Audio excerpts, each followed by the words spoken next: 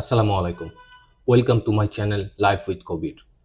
আপনি একটি জমি কিনেছেন কিন্তু জমিতে আপনি নামজারি করেন নাই। তাহলে আপনি কি সমস্যার সম্মুখীন হতে পারেন?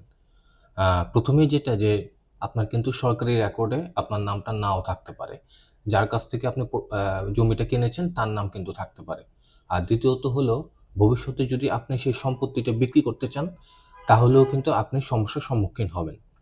পাশাপাশি আপনি যদি খাজনা দিতে চান, তাহলেও কিন্তু আপনি অসুবিধার সম্মুখীন হবেন। এবং পরবর্তীতে দেখা গেল যে আপনার সাথে আগের যে বিক্রেতা তার সাথেও কিন্তু আপনার বিরোধে আপনি জড়িয়ে যেতে পারেন, যদি আপনি আপনার নিজের নামে নামজারি না করেন।